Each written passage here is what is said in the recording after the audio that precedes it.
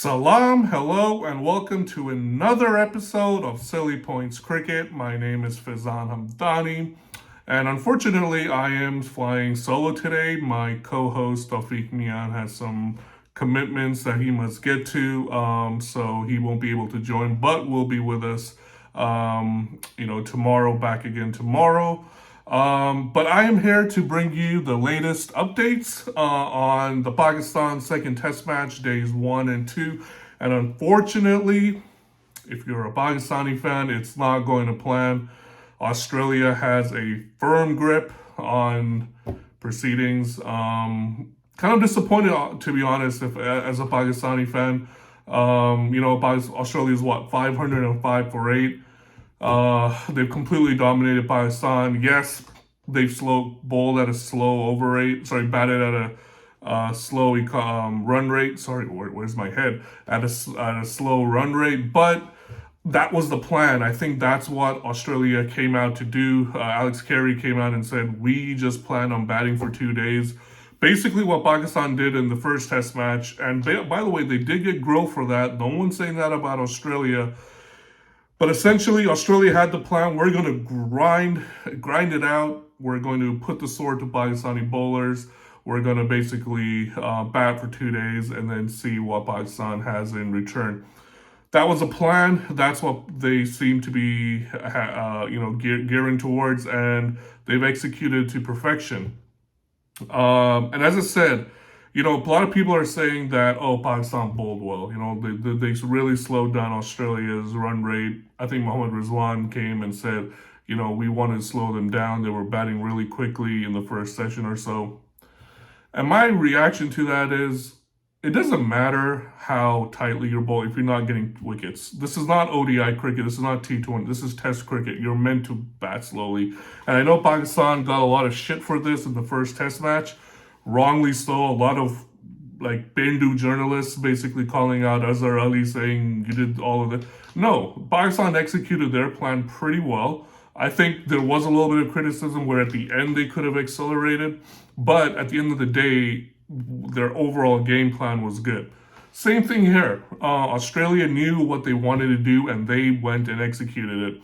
Pakistan, bowled tightly, but did not pick up wickets. And you need to pick up 10 wickets in test matches if you want to win a test match.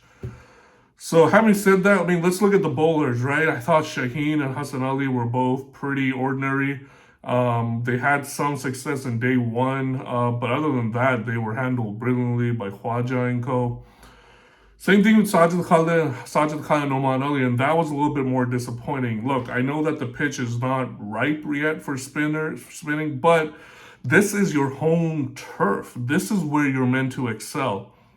So to just bowl like that and get, allow Australia to block and, score at ease, it's kind of disappointing, right? And, you can sugarcoat it however you want, but Australia did the business. They are ahead miles more than Pakistan are.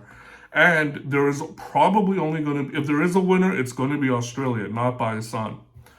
So where does Pakistan go from here now? So they've essentially got two options. They can either play for a draw or they can aim for a win, but even that win scenario goes something like this. They have to bat for the next day and a half and match by Australia. So they need to score quicker than Australia, get to that 500, 550, however much Australia end up scoring.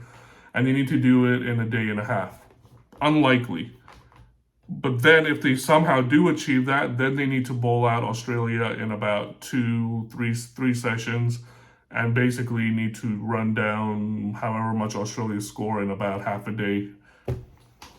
Not going to happen. So Australia is in pole position now. They're going to be hoping they can bowl Pakistan out for 300, maybe less than that, and then take a commanding lead, maybe pile on, score another 100, send them up with a target of 350 plus with the last innings.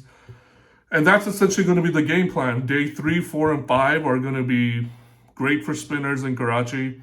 So let's see what happens from here. I think Nathan Lyon, Swepson are going to be pretty happy with where Australia is. They're probably going to be thinking, hey, we can take this team on. We can probably make more use of this pitch than Sajid Khan and Oman Ali did.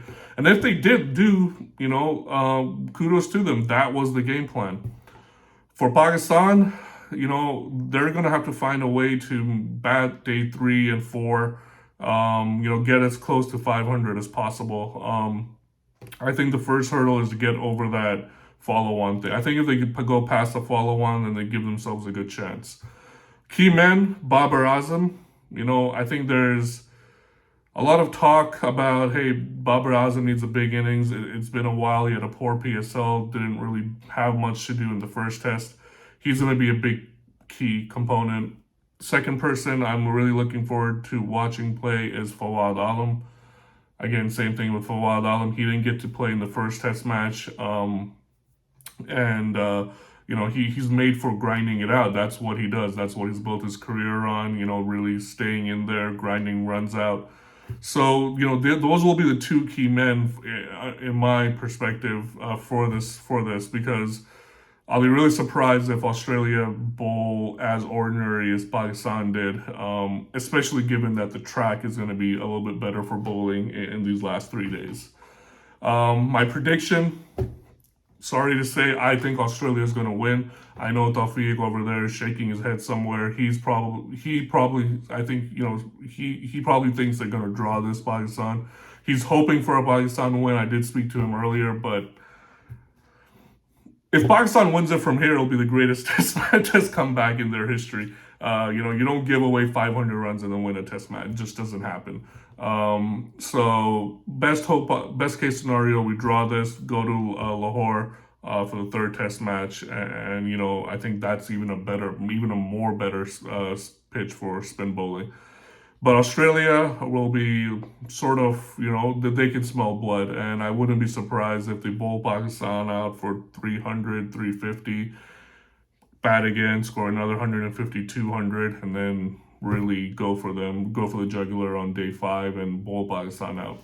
But I'm always a pessimist on these things. I like to call myself a realist, but I think you can somewhat call me a pessimist, but let's just see what happens. Either way, it's going to be a good game. And if Pakistan does match Australia, I think that will make a statement to say, hey, we're the real deal in batting. We can do it not just on flat tracks. We can also do it on a turning track.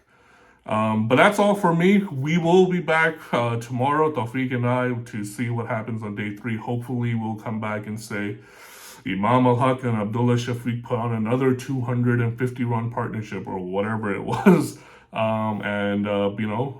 That's the hope. Let's hope that Pakistan prevails, and we will see you tomorrow. Thank you.